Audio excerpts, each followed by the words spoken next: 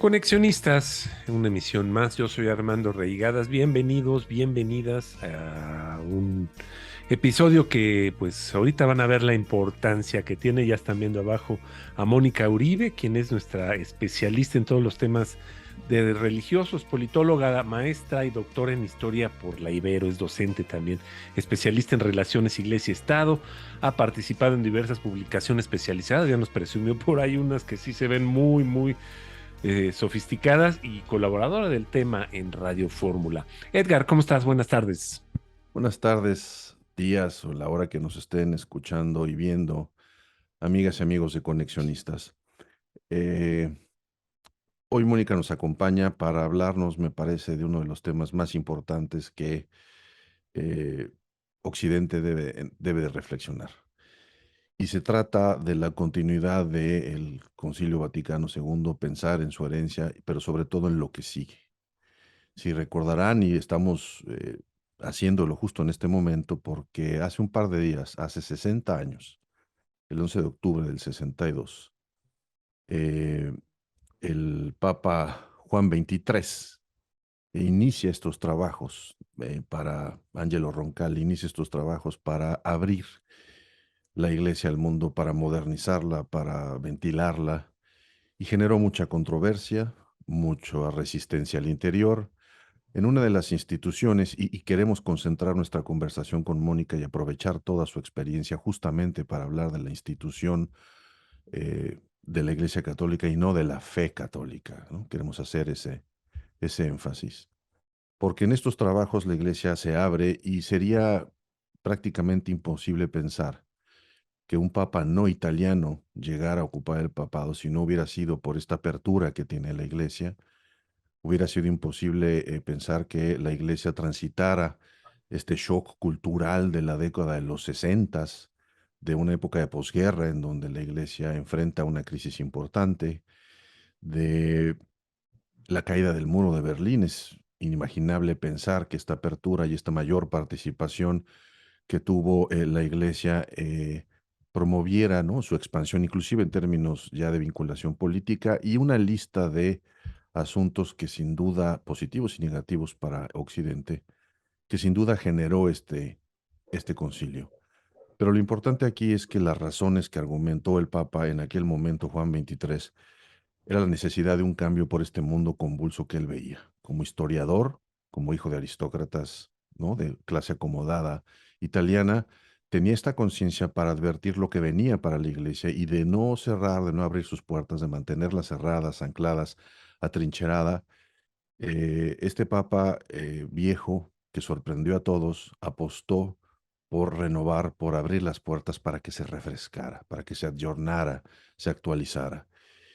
Y sin mayor preámbulo, en el momento que vemos hoy, Mónica, un momento en donde eh, hay varios debates, tenemos el lamentable, y ya lo hemos platicado aquí contigo, evento del cual me parece que la iglesia todavía no se levanta y no creo que se vaya a levantar, de todo este tema de la pederastia, de las herencias, de las secuelas que ha dejado.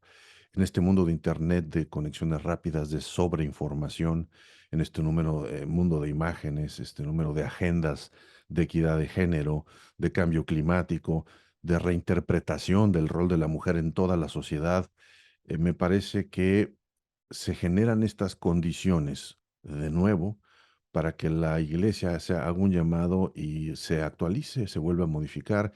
Y sobre esta conversación quisiéramos ver cómo ves tú, primero, si tú crees, si tú consideras que este es el momento o debería de ser el momento en que la iglesia inicie un concilio Vaticano III, si es que se le puede llamar así, tú nos dirás si ves que existan las condiciones, si consideras que este Papa argentino tiene los elementos para hacerlo, pero sobre todo, Mónica, que nos pudieras dar una idea de cuál sería esa agenda que para tu gusto y por el conocimiento que tienes de los pasillos internos de esta institución, en el caso de la Iglesia Católica en México, y por tus relaciones que tienes con la Iglesia, pues prácticamente en todo el continente, que tú crees que son estas asignaturas pendientes que el Concilio Vaticano II no terminó de consolidar. Muchas gracias, Mónica.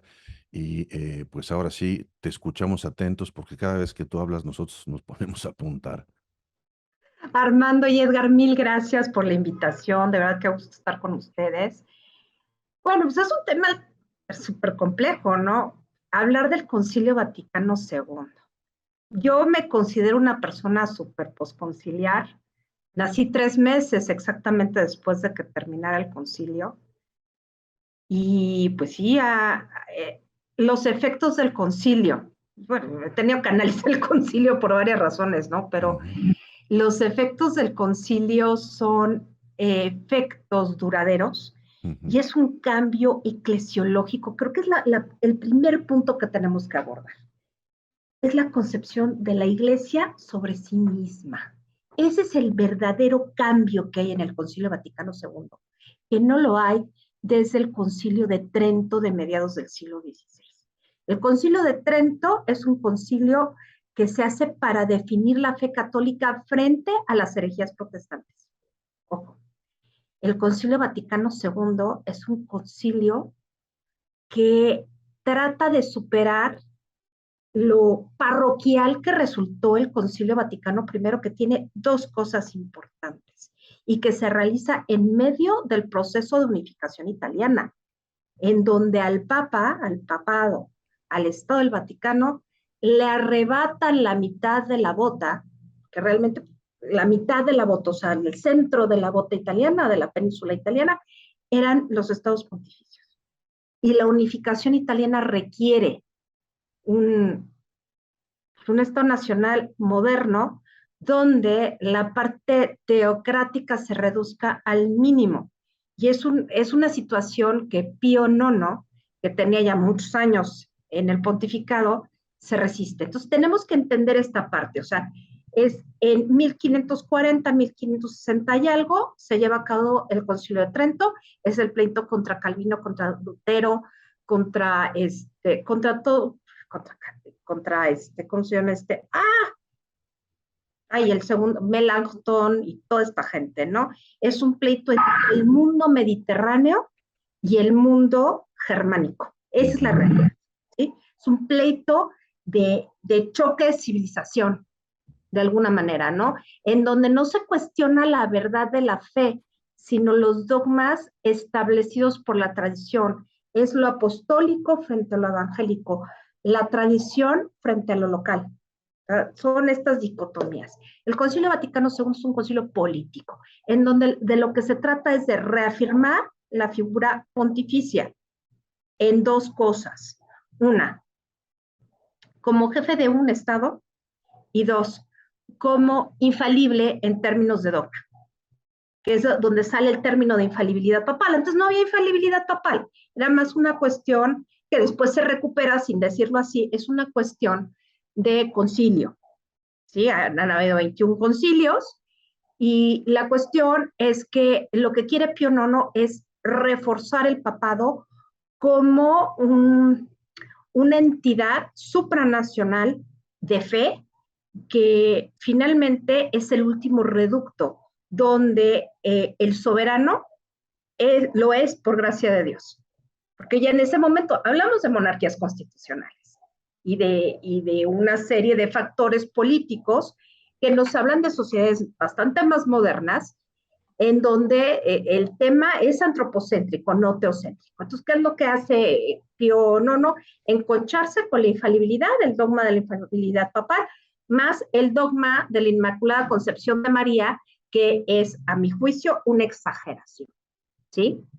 Y genera un movimiento de ruptura lenta. A partir de 1870 hay una romanización de la iglesia, que eso le pega mucho a las iglesias en América, sobre todo a la mexicana, porque la iglesia mexicana pues tenía sus concilios provinciales y pues como no había habido un concilio general, se importaba pito, ¿no? Entonces, era una iglesia muy autónoma. Y esto va a pasar en toda América y va a pasar en toda Europa, pero de lo que trata Pío IX es de que su égida supranacional se solidifique. Después viene León XIII. León XIII dice, no, a ver, aquí el tema no es la cuestión dogmática, eso ya lo supera, ya tenemos definidos muchos dogmas. ¿Qué es lo que necesitamos tener claro? La cuestión social, pero no hace un concilio. Entonces empieza toda una doctrina social de la Iglesia que es equidistante entre el capitalismo y el socialismo en sus diferentes versiones, desde el comunismo utópico hasta la socialdemocracia que empieza a surgir en aquella época. Y bueno, es una alternativa interesante, pero muy limitada porque nadie entendía qué quiere decir la doctrina social de la Iglesia, los presupuestos básicos, que no está en contra de la acumulación de capital, pero sí está a favor de la derrama de capital.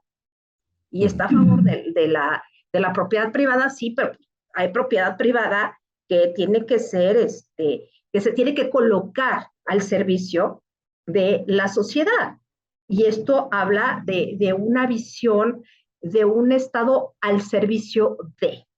Es una cosa que no se alcanzaba a entender muy al principio y que en el caso mexicano va a tener repercusiones importantes porque es uno de los puntos que se discuten en la revolución y que termina perdiendo, y es el origen de la guerra cristera. Pero vamos al contexto europeo. Hasta 1929 no se resuelve la cuestión romana, al Papa le arrebatan los territorios, el Papa se encierra hasta que Benito Mussolini, que ya trae un movimiento importante, le dice, a ver, vamos a negociar la cuestión Iglesia-Estado, entonces vamos a hacer el concordato. Y el concordato es, te compro, te doy dinero para resarcirte del daño que te hice quitarte los territorios y te quedas ahí, o sea, los kilómetros, 2, 3, 4 kilómetros cuadrados que sea el Estado de la Ciudad del Vaticano, vas a tener una relación especial con Italia, tú vas a tener cuerpo diplomático, yo mi cuerpo diplomático, tu estatalidad es un Estado medio,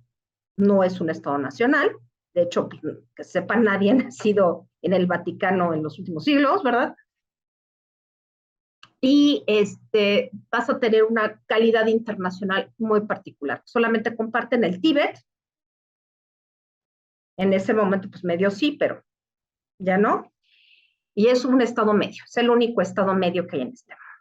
Pues, ¿por qué? Para garantizar a la religión más grande del planeta, 1 millón, más bien, sí, pues 1 millón de personas, 1.200 millones de personas que son católicas bautizadas. Lo sean o no lo sean, están bajo la cultura.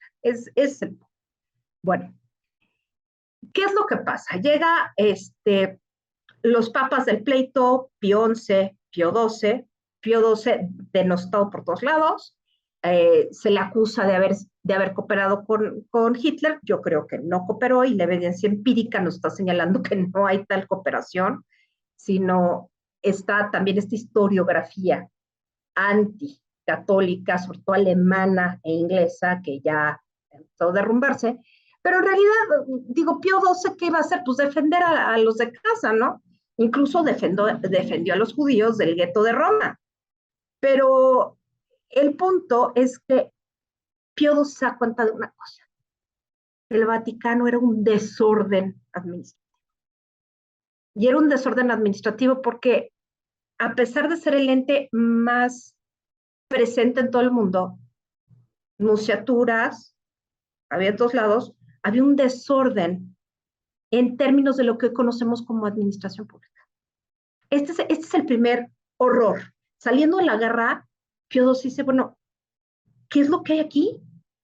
O sea, hay diócesis, parroquias, pero no hay nada homologado. Hay un código de derecho canónico de 1917 que pues ahí medio sirve, pero pues no está tan actualizado. Bueno, pues sí sirve. Tengo un servicio diplomático que es muy importante. Sí, la diplomacia vaticana es muy efectiva en casos de mediación, pero tenemos un desorden, tenemos que entrar a una cuestión de ordenamiento. El primer ordenamiento es crear las conferencias episcopales, es decir, los obispos de cada espacio nacional se van a reunir en una conferencia de pares, en donde van a decidir cuáles van a ser las políticas internas. Por políticas internas me estoy refiriendo a los esquemas de evangelización, de culto, de liturgia, de catequesis, de educación católica. O sea, todo lo que significa la Iglesia se va a definir dentro de estas conferencias episcopales. y después van a surgir, las conferencias regionales y las conferencias de religiosos. ¿Qué es lo que quiere Pío XII? Que hay un movimiento organizativo y asociativo en donde si tienen una misma tarea, pues júntense, no dilapiden esfuerzos. Esa es la primera idea de Pío XII, pero Pío XII es una persona que está totalmente tensa, el pobre hombre vive con hipo años de años, tiene un secretario de Estado que posteriormente, el cardenal Montini, que creo que no lo hizo, no me acuerdo si lo hizo cardenal o no, pero sí fue arzobispo de Milán. Y era como era su alter ego. Y bueno, finalmente en 1958 muere Pío XII, que trae esta reforma administrativa ya muy adelantada, pero la idea de Pío XII era hacer un concilio. O sea, sí la trae, pero no se atreve, porque además es un hombre que vive desgarrado por la guerra, desgarrado por la modernidad, desgarrado por los cambios que están alrededor, desgarrado por el conflicto norte-sur, occidente, Rusia, China. Es un hombre desgarrado, que le toca pues, todo, le toca la erección del Estado de Israel, la China comunista, le toca todo. Entonces, finalmente llega el patriarca de Venecia, que aquí te voy a tener que hacer una pequeña observación. Giuseppe Angelo Roncalli venía de un estrato social muy pobre, era campesino, no era aristócrata. Era aristócrata Pacelli, Eugenio Pacelli, Pío XII, y Paulo VI también, el Papa Montini. Ellos dos sí eran aristócratas. Roncalli no lo fue, pero era un tipo que se juntó con los aristócratas. Eso sí. Era historiador, ¿cierto? Era historiador, sí. Eso sí, sí era. Y fue diplomático. De hecho, fue nuncio en Turquía.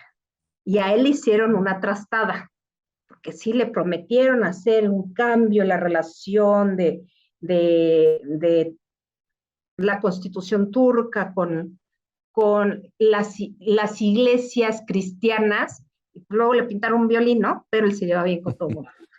Y terminó en París, que es una parte bien interesante de Roncalli, cuando fue nuncio en París. Y después de ser nuncio en París, fue patriarca de Venecia. Hay 3 patriarcas latinos, básicamente. Patriarca latino de Jerusalén, el patriarca de Venecia y el patriarca de Indias, que es el arzobispo de Sevilla. ¿Sí? Son como títulos muy honoríficos. El único que realmente queda es el patriarca de Venecia. ¿Por qué? Bueno, por todas estas cuestiones del Imperio Romano de Occidente, el de Oriente, Venecia, que era la perla del Adriático, y bla, bla, bla, ¿no? Pero siempre ha sido una iglesia muy importante. ¿Por qué? Porque es una iglesia del siglo VI. Empiezan en el siglo VI y se vuelve fuerte por toda esta cuestión comercial y era el punto de entrada con Oriente. Entonces, tenemos que son 2 sedes importantes en Italia. Venecia, que fue parte del Imperio Austrohúngaro, y Milán, que también fue parte del Imperio Austrohúngaro. Gracias. Entonces, son 2 sedes que han sido papales. ¿Sí? Porque Montini fue arzobispo de Milán y Roncalli fue patriarca de Venecia. Ahora, ¿qué fue lo que vieron en Juan XXIII, en Roncalli, cardenal Roncalli?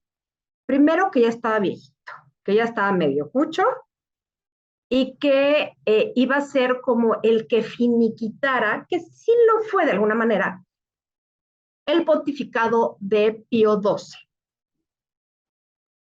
Entonces, al ser electo, pues él se encontró con cosas muy interesantes. 1, una reforma administrativa. Un movimiento interesantísimo que es el de los curas obreros en Europa, sobre todo en Francia y en Italia, pero más que nada en Francia. Claro. Una innovación teológica importantísima ya estaban ahí dando Hartshorst von Balthasar, el mismo Ratzinger, Hilbeck, o sea, los franceses, Élite intelectual, ¿no? Además, y toda esta banda de jesuitas dominicos claro.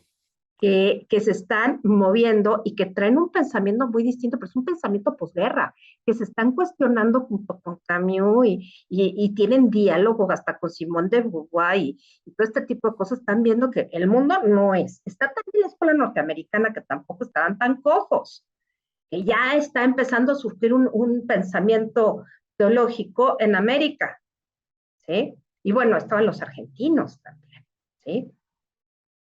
Entonces, ¿qué es lo que va a haber? Lo que va a haber Juan 23 es, administrativamente, una modernización de orgía. Dos, movimientos populares dentro de la iglesia. Tres, una mayor presencia de los laicos a través de la acción católica. Ujú. La acción juvenil, la acción de mujeres, la acción de varones, movimientos muy locos desde América, como los caballeros de Colón, por ejemplo. Nuevos movimientos como Opus Dei, Legionarios de Cristo. O sea, estos previos al Concilio Segundo. Sí, claro. Sí, Ok. sí, sí, surgen antes del Concilio Vaticano II. Ujú, Y es una competencia rara contra las órdenes tradicionales, ¿sabes? ujú. O sea, sí, es como que tiene, o sea, hay una red educativa católica que se multiplica después de la guerra. Estamos hablando de lasallistas, maristas, hombres y mujeres, damas del Sagrado Corazón. O sea, si hay una movilización, pero resulta que ahora ya es rarísimo cuando la falda ya subió al menos 40 centímetros. Es rarísimo ver a unas monjas con cofia, así, trum, como de la novicia voladora, y sacerdotes todavía con sotana y alzacuello. Y en Roma no usaban pantalones. Aquí en América siempre usaron pantalones, pero en Roma no. Entonces se da cuenta Roncalli que es indispensable modernizar. Y esto lo dices desde que toma posición de que es consagrado. Todavía no usanza tradicional con la tiara pontificia de 3 cachos y llena de joyas, y las chanclas rojas y la museta y toda esta parafernalia que es del siglo, yo creo que del 18, ni siquiera es del 19. O sea, obviamente ya no es renacentista, pero en realidad se da cuenta que la iglesia no puede seguir así porque está desconectada. Ujú. Se da cuenta que hay una piedad popular muy valiosa, muy válida, pero que ya está cayendo casi en la superstición. Que hay una forma muy anquilosada del ejercicio de la iglesia como conjunto social.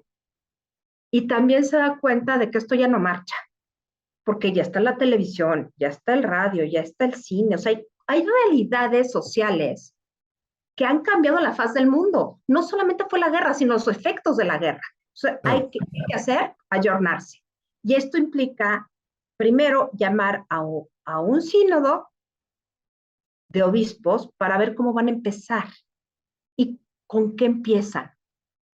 Con una definición de la iglesia. Eso es lo primero que tienen que hacer. Empiezan por orden. Metodológicamente yo creo que lo hicieron de una manera adecuada. ¿Qué es la iglesia y cómo se concibe la iglesia a sí misma? Y eso se llama eclesiología, que es el salto cuántico. Porque antes del Concilio Vaticano II la eclesiología era como de nariz. O sea, sí, pues la iglesia cree esto. Pues sí, la iglesia es esto. No. Hay que ver la iglesia desde la visión de las ciencias sociales.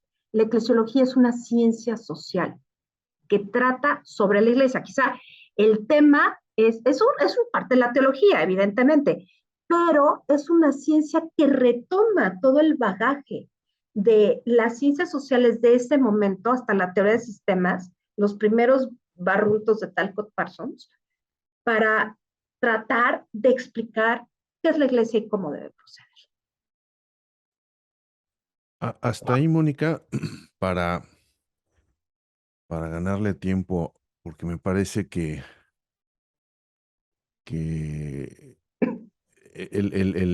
esto que estás mencionando, ¿no? De este mundo convulso en el que se encuentra, parece ser que es se reedite. Es decir, pensar en que el mundo no va a evolucionar es así como pues ahora sí, un acto de superchería, ¿no? Apostarle a que nada va a cambiar y que nos vamos a mantener incólumes si no hacemos nada porque el mundo se va a mantener. Estos retos que se observaron en ese momento, que dieron puerta al concilio, que se ajusta, como tú dices, ¿no? Que se toma sensibilidad de lo que está pasando y que entonces se empieza por definir, bueno, quiénes somos como iglesia frente a estos cambios ¿Quiénes y qué somos? y qué Más que somos. nada, ¿y qué somos? Esa reflexión de cara al mundo que tenemos hoy, lo que estamos viendo, en términos de la dinámica de poder que tú conoces bien que ocurre en el Vaticano, de estas resistencias que se han generado a las que nos has comentado, la fuerza de la Iglesia de los Estados Unidos, ¿no? que enfrenta el Papa Bergoglio. ¿Tú ves que están las condiciones para que la Iglesia haga un esfuerzo similar? Si no están las condiciones, en el momento que sea que estén, ¿cuál crees tú que tiene que ser esta agenda que la Iglesia tiene que enfrentar de cara a lo que hoy tenemos? ¿Cómo lo ves? Mira, partiendo de la primera premisa, ¿están las condiciones para un concilio Vaticano tercero? Yo creo que sí. Mm, Y lo creo por una cuestión importante. En estos momentos, en los que la diferencia, partamos de esto, la diferencia entre Francisco y sus dos predecesores es que es un papa postconciliar. Esa es la ok. primera diferencia. O sea, el hombre nace en el 36 o en el 38, por ahí, antes de la guerra, pero se ordena después del 68. Se Ok, ordena después del concilio. La misa en la que se ordena fue una misa rock. ok. Él era de avanzada en ese momento. Sí, porque es una primavera eclesial la que existe en los 60. Mm, Entonces, el Papa sí trae esto, ¿no? Sí trae esta situación de, pues hay que cambiar el asunto porque esto no está. Pero más que nada, el Papa trae la idea de concretar lo que el Concilio Vaticano II tiene como novedad y que trató de poner en circulación Pablo VI, pero que Juan Pablo II limitó. ¿Por qué? Porque tuvieron miedo. Esa es la realidad. Fue tal la apertura que de pronto se desbalagó el asunto. O sea, si de pronto llegas y dices, a ver, durante 2000 años hemos dicho que los judíos fueron los asesinos de nuestro Señor Jesucristo y sacas un documento que se llama Nostra Aetate, en donde dices, no, los judíos son los hermanos mayores en la fe. ¿Cómo te quedas? claro. O eclesiológicamente. A ver, no podemos explicar a la iglesia solamente en términos teológicos porque es una realidad humana, una realidad social. Bueno, pues aquí vienen todas las teorías sociológicas, ¿cómo la ves? ¿Sí? Y desde ahí los padres conciliares en las 4 sesiones estuvieron viendo estas nuevas cosas. Entonces, imagínate a no sé, José Salazar, primer cardenal mexicano, arzobispo de Guadalajara, que fue de los modernistas, pues, pero venía de una zona muy conservadora. Sigue siendo una Sí. zona muy conservadora. Es una zona muy conservadora. Ujú. Quizá más León que Guadalajara a estas alturas del partido, pero bueno, Sí, sí, sí, el Sí, Bajío, sí, de yo acuerdo. creo que sí. Bueno, es el Ujú. famoso cinturón bíblico o me levítico. consta, sí. Bueno, el caso es que de pronto llegan y les dan los documentos de trabajo que han estado trabajando mil gentes desde, yo conocí padres conciliares, gente o sea, participan laicos, es el primer concilio donde los laicos tienen voz, Ujú. ¿sí? Los religiosos y las religiosas tienen voz, teólogos, aparte tienen representantes de la iglesia ortodoxa, de las diversas iglesias ortodoxas, y además de los protestantes. Y una de las grandes críticas al Concilio Vaticano II es que se le quita la carga judaizante a la iglesia católica y se le da una un cariz muchísimo más protestante. De hecho, la misa, como la conocemos ahora, es muy parecida a la luterana y muy parecida a la anglicana. Incluso la anglicana ya se ve un poquito más antigua que la misa católica normal. Entonces, estos cambios, de pronto, o sea, es una iglesia abierta al mundo, en lugar de que esté encerrada y no, nosotros somos los católicos y rezamos el rosario, de pronto se abre. Se abre y se empieza a ver que lugares como Reino Unido están produciendo teología. En Bélgica, en Holanda, que es un país protestante. O sea, estos catolicismos minoritarios de frontera empiezan a ser fuertes y catolicismos que tienen una visión política y que eso lo vamos a ver más entre los 70s y los 80s. Pero estos catolicismos que parten de la experiencia obrera o campesina incluso, y que de pronto se ven involucrados en los procesos transicionales, en donde la iglesia como un grupo de presión tiene la posibilidad, muy respetado desde los ámbitos estatales, incluso a veces aliado de los gobiernos antidemocráticos y dictatoriales, de pronto empieza a convertirse en ese nicho donde, ahora sí que de tapadillo y escondidas, empiezan pues apoyar a grupos insurgentes. Y esto lo vemos en España, lo vemos en Portugal, las dos primeras transiciones, tenemos una alta participación de la Iglesia Católica y sin Concilio Vaticano II no hay modo. De acuerdo. Porque hay una visión horizontal. El cambio de la eclesiología es la visión vertical, en donde el sacerdote está oficiando de cara a Dios, no de cara al pueblo. Y en donde los fieles están subordinados a un sacerdote sin importar el sacerdocio universal y se pasa al sacerdocio universal de los fieles.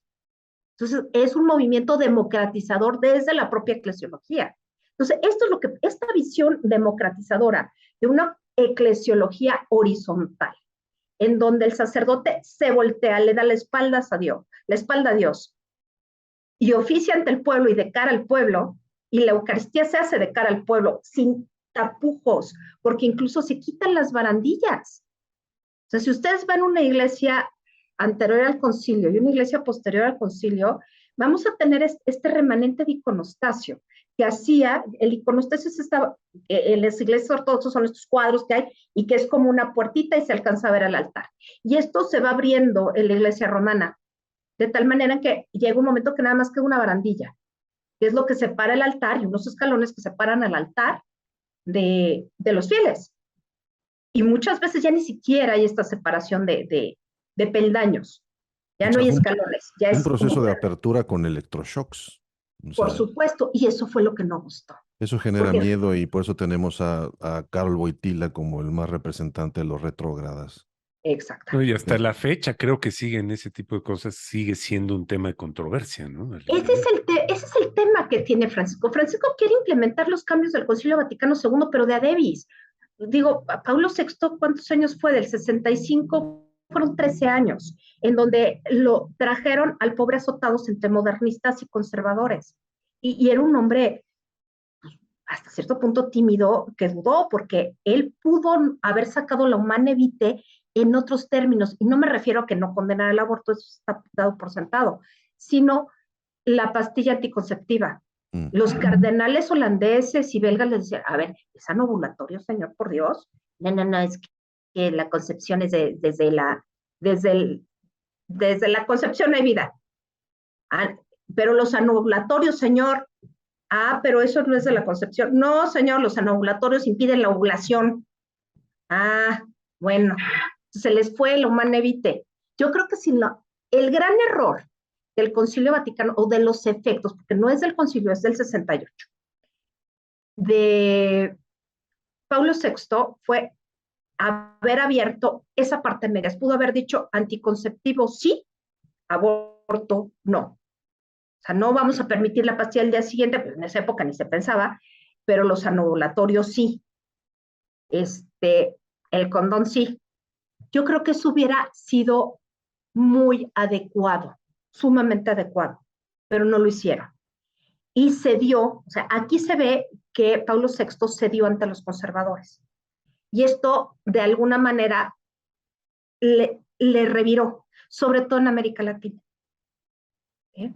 Porque en Europa dijeron así, con el proceso de decatolización que había entre modernidad y todo, porque el problema real del Concilio Vaticano II es que al abrir las compuertas no cuidó a sus fieles. Y no cuidó a sus fieles porque fueron tantas las disposiciones cambiadas que los fieles consagrados o se iban al extremo de andar en guarache, morral, huipil y pelo parado, después de andar del sacuello y la mano del muerto, y las monjas ya no se vistieron de monjas, se vistieron de señoras. Entonces ya no había esta como identidad, ¿sí? Digo, obviamente yo conozco monjas divinas que son amigas mías, son religiosas, son de vida activa, que andan en jeans. Ok, se trepan en una bicicleta y les vale. Digo, las hermanas maristas son todas profesionistas con maestría, hablan 2, 3 idiomas y andan de jeans. Ya cuando tienen capítulo, pues ya se ponen en uniforme, como ellas dicen, pero no implica una cofia, ni una toca, ni una nada. ¿Por qué? Pues son de vida activa. Ahora todavía tenemos monjas de vida contemplativa que están guardadas en el convento y que siguen con reglas similares, pero como se han visto disminuidas las vocaciones, pues, muchas congregaciones han agrupado, porque pues no vale la pena tener 3 conventos con 2 viejitas cada una. ¿Sí? Entonces, hay como cambios importantes, ¿no? Otra cosa importante es que por fin la mujer empieza a tener un papel más importante dentro de la iglesia, que parece que no, pero la iglesia católica es chistoso, porque tenemos a los anglicanos, que también tienen órdenes religiosas, que son más modernos en algunas cosas. La High Church es muy parecida a la iglesia católica, nada más que no pelan al Papa, pero sí, prácticamente igual. Pero hacen cosas más modernas, como el clero uxorado, pues las órdenes religiosas también van vestidas de señora, les importa pito, la aceptación de bodas gays, de sacerdotisas y ese tipo de cosas, ¿no? Y por el otro lado, a la iglesia católica se le tilda de antigua, pero pues que no han visto a los ortodoxos. Claro. Pero Oye, son mucho menos, yo creo que no llaman tanto la Bueno, atención, ¿no? no llama tanto la atención porque no es parte de nuestra cultura, o sea, de 1.200.000, bueno, perdón, de 1.200 millones de católicos, a que les gusta Ajá. 300.000, son la cuarta parte. Pero ellos sí no han cambiado, ellos siguen igual, Sí. siguen igual, Hay, y no hay hay, que ver no a hay esta Cirilo. idea, no hay esta idea de semper reformanda. Eso es lo que salva a la iglesia católica, que después de todo se ajusta a los cambios, ¿sí? Entonces, se le critica. Creo que el problema más grave en términos de credibilidad es el problema de los abusos sexuales. sí, claro. Ahora, no es que ninguna institución esté exenta. Todas las instituciones cerradas tienen temas de abusos sexuales. ¿Por qué? Porque el abuso sexual es una cara del abuso de poder. Sí. Esa es la realidad. O sea, no es que haya un deseo, hay un abuso de poder, realmente. Y si checamos bautistas, mormones, protestantes diversos, budistas, Judíos. todos Los, judíos, los todos evangélicos tienen un problemón de ese tamaño, ¿sí? espantosos. Todos tienen problemas. Ahora, ¿es más visible la Iglesia Católica? Sí, Sí. porque no es porque sean más, no es porque ocurran más, ocurren en la misma proporción, pero son más y además tienen prensa atrás. Y en Estados Unidos, que es donde se origina el problema, donde se origina todo este tipo de cosas como fenómeno, pues hay mucho dinero detrás. Porque sí hay casos, no son todos evidentemente, son minoría, pero hay casos donde se acusa al sacerdote o a la monja de haber abusado y no es cierto, y terminan pagando por cuestiones de mantener pues libre a la institución, ¿no? Pero bueno. Que además tienen esta ramificación social en términos de grupos organizados que se movilizan para mover agendas, hasta donde yo conozco de los más activos, son los católicos y los evangélicos, ¿no? Y curiosamente en 2 arenas, en el terreno sociopolítico, claramente en el caso de México y de América Latina, no se diga, y en Estados Unidos, con una predominancia evangélica digamos, por el posicionamiento en el que han llegado, pero el activismo de ambos ahora con los temas del aborto es impresionante. Es decir, esa extensión también se manifiesta. Entonces, vamos, para efectos prácticos de los que entienden de medios de comunicación, pues no hay manera de que no estén en el centro de la conversación del ojo público, ¿no? Claro. Ahora, haciendo a un lado esto, y decías, sí, sí están estas condiciones para que inicie otro, ¿cuál sería la agenda, Mónica? ¿Qué temas Hay- te a parecen ver, a ti que dices, mira, esto, si no se tocan estos temas, porque he visto datos que los números más amables dicen que la Iglesia Católica pierde entre 1 y 3% de fieles al año desde finales de los 90. bueno, hay tres puntos Que tú que señalas. yo señalaría. Ujú. Y un cuarto, pero es el primero, es el por el que voy a empezar. Ok. La iglesia necesitaba una reforma administrativa, pero de la administración de lo que es la iglesia, de lo que se supone que es la iglesia, una comunidad de fieles. Esto ya lo hizo Francisco. Reacomodó los dicasterios, metió toda la cuestión del apoyo y protección de personas menores de edad y discapacitados para evitar abusos sexuales. Esto era fundamental, ¿sí? Pero aparte, logra crear una administración pública de lo sacramental mucho más perfeccionada a través de el motu propio Evangelii Nuntiandi, ¿sí? Que sustituye a la Constitución Apostólica Pastor Bonus, ¿sí? O sea, tenemos otro de los efectos del Concilio Vaticano II fue un nuevo Código de Derecho Canónico, el de 1983, que es un ayornamiento realmente del 1917, pero le incluyen las cosas del Concilio Vaticano II. Es algo sumamente complejo porque son como 1700 cánones que regulan cada puntito de la vida. O sea, de la vida religiosa son como 200, me gusta. Ujú. Y hay cosas muy específicas, hay sobre los sacramentos, hay sobre todo, ¿no? O sea, es una constitución, propiamente, el Código de Derecho Canónico. Establece qué onda con la iglesia, qué es la iglesia, cuáles son los sacramentos, los fieles consagrados, los derechos de los fieles, las propiedades, las no propiedades, todo este tipo de cosas, ¿sí? O sea, el primer punto entonces que destacas es este asunto de Ya hay dos avances. profundizar Dos la avances. profesionalización de la gestión. ¿Tú quiero entenderlo así? Eh, o sea, la profesionalización ya estaba, sino es la organización de la gestión. Ok, ¿Sí? ok, Porque la gestión estaba como tareas que podían ser de un dicasterio, estaban en otro, entonces ya lo organizó. Eso ya ok, lo tenemos. ok. Se tiene que implementar. Entonces vamos al punto 1. El 2. No, vamos apenas al punto 1, porque son Ajá, 3. ok. 1. Estamos ahorita en medio de un sínodo de sinodalidad. O sea, ¿cómo va a ser la gestión de la iglesia? A través de sínodos, ¿cómo vamos a determinar todas estas cuestiones? O sea, ¿quién va a tener el poder? ¿El papa, los cardenales, los obispos, los presbíteros? ¿O cómo le van a hacer para hacer una iglesia más horizontal? Esto es lo que están viendo ahorita. Ok. Punto número 1, ¿sí? Ujú. A partir de definir cómo vamos a llegar, en Alemania están llevando a cabo un sínodo muy interesante porque está reestructurando toda la iglesia. Ahí sí tenían un problema espantoso porque había una deserción importantísima, pero era deserción de la iglesia, no de las prácticas religiosas, no de la fe. Es una cosa Ujú. bien interesante, ¿no? O sea, mucha gente te dice, no, pues yo la verdad no soporto a la iglesia, pero siguieron rezando a la Virgen de Guadalupe, ¿no? Las prácticas Claro. siguen siendo las mismas, la fe sigue siendo la misma. Lo que están en contra es de la institución. ¿Por qué? Porque la institución tiene muchos defectos. Todas las instituciones tienen defectos. Bueno, 2. En términos teológicos, la teología general tiene una eclesiología. El pleito que está ahorita viéndose, y es un pleito de poder entre la iglesia norteamericana, que tiene su origen, y esto sí lo explico rápidamente, es que los cardenales norteamericanos apoyaron a Bergoglio para que llegara al suelo pontificio, pero no se imaginaron que Bergoglio traía una agenda modernizadora.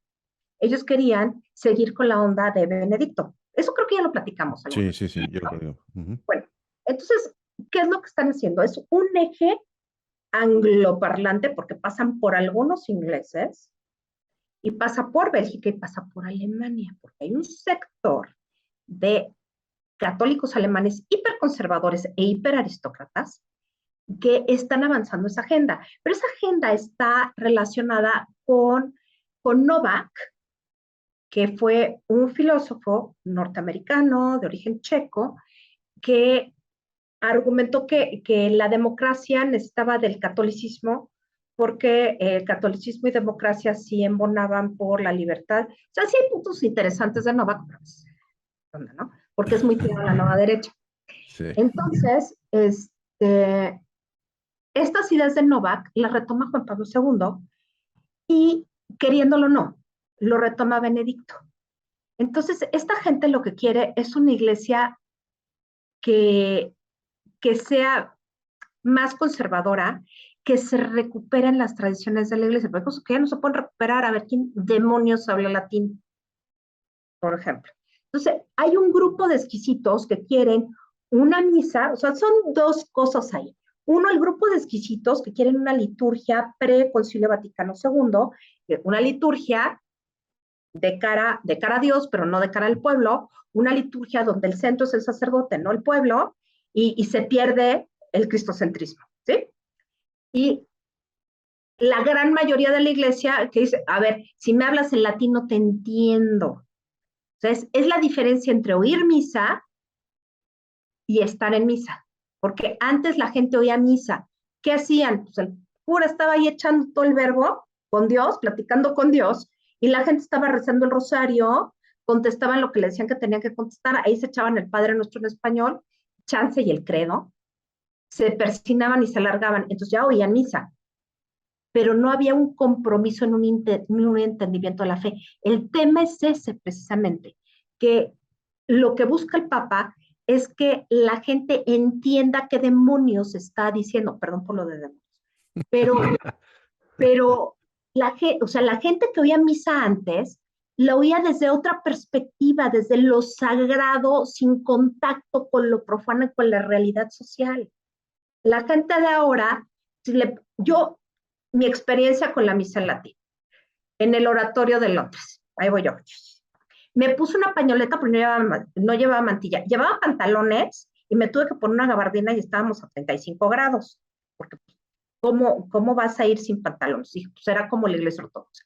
Ahí me tienen con mi pañoletita, nadie llevaba nada en el coco. Las chavas de minifalda y yo asándome. Y pues agarré mi sal. Y yo veía al padre y empezaba a perorar en latín y no entendía ni madre, porque era una misa tridentina.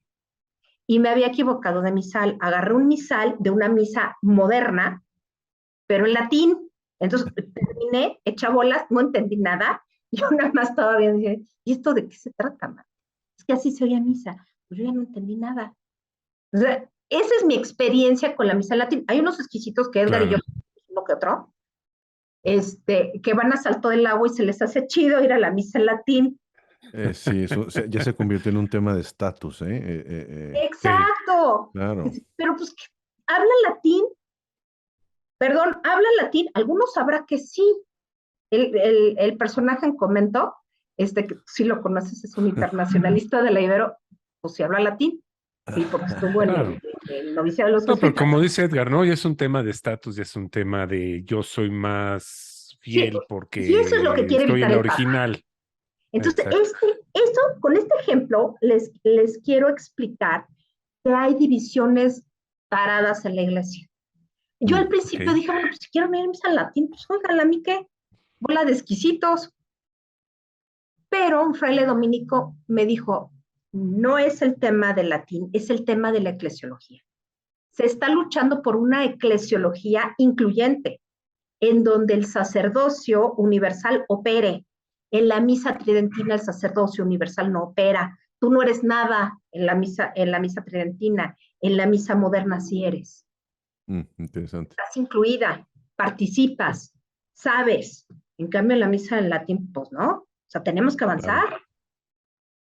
Entonces, bueno, ahí yo ya entendí por qué dice el Papa, se puede, con el permiso del obispo y para grupos pequeños. Entonces han armado un rollo de que no les dejan hacer la misa en latín, pero es un pretexto político, porque en Estados Unidos el tema está permeado por el pleito entre republicanos y demócratas Sí. y el proyecto del conservadurismo norteamericano. Apoyado por los evangélicos, además. Es el único lugar Apoyado en el por los mundo evangélicos, sí, efectivamente. donde están absolutamente de cosa? la mano. Sí, sí, sí, sí. Los que eran sus enemigos tradicionales, hoy, Sí, sí, bueno, sí. no hoy, Los pero competidores, ¿no? sí, claro, pero con la Claro, llegada de Trump están de la manita. están de la manita sudada Sí, sí, sí, sí.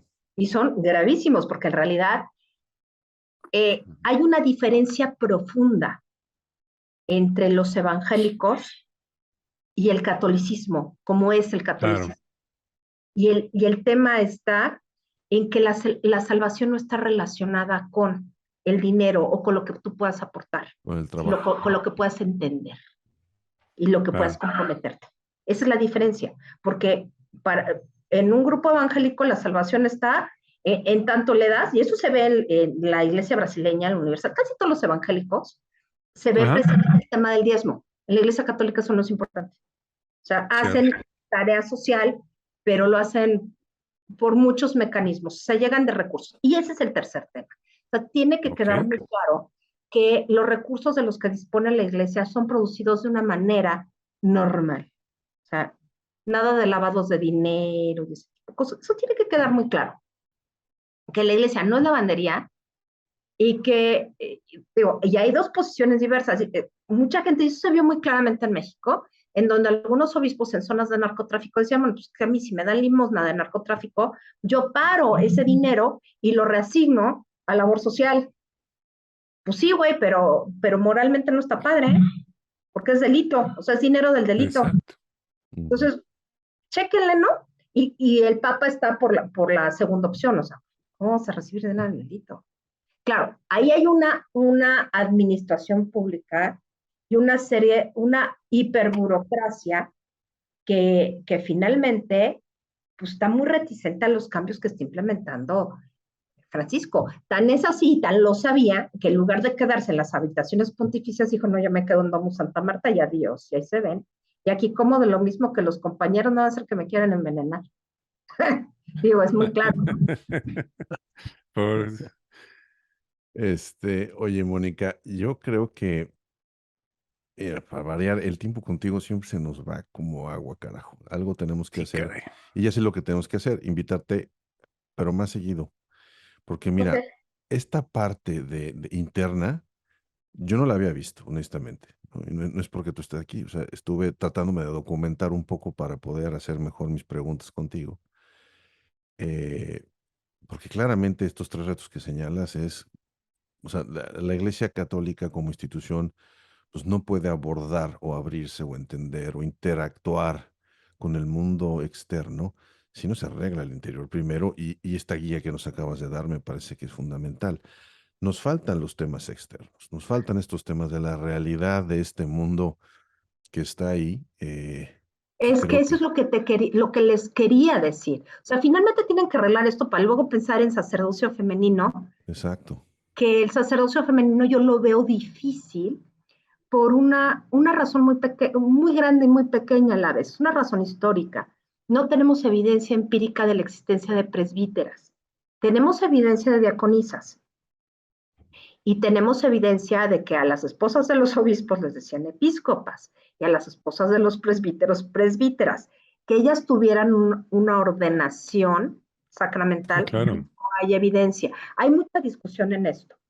El tema del celibato es otra cosa, ¿no? El tema del celibato, ese es el primero que va a brotar, porque o sea, sí, tenemos en la tradición y en la historia, el celibato en la Iglesia Católica se impuso con la monacalización a partir del año 1000, pero no antes. No, no, Era, claro. era clero uxorado. Y los anglicanos conversos al catolicismo, los maronitas y todos Sí. los ritos uniatos tienen clero uxorado. ¿Por qué el clero latino no? O sea, pues las órdenes religiosas, para eso están. O sea, su jesuita no se va a casar. Pues no, porque hace voto de castidad. Pero un sacerdote diocesano podría no hacer voto de castidad. ¿Y cuál es el problema? Yo creo que ese es un problema mucho más importante que el del sacerdocio femenino. Mm. O sea, en términos de la historia de la iglesia, ¿no? El día que demuestren en serio que hubo presbíteras y obispas, ese día vale, pero no lo han demostrado. Entonces, son temas adyacentes, pero creo que son más importantes los estructurales. Estos son más de coyuntura, más de historia, más de ver otro tipo de cosas. Perfecto, Mónica. Pues como dice Edgar, ¿no? Esto no se ha terminado, sino continuará próximamente. Pues vamos a seguir hablando de este tema, porque además, pues me gusta mucho recordar y sobre todo retomar un asunto que en su tiempo fue una cosa que pues transformó en muchas maneras, ¿no? Yo creo que fue uno de los grandes eventos de la segunda mitad del siglo XX, Sí. pues este concilio, ¿no? De seguir tratándolo y sobre todo, ya que nos vamos a poner a ver, pues ver cómo nos imaginaríamos un concilio tercero, ¿no?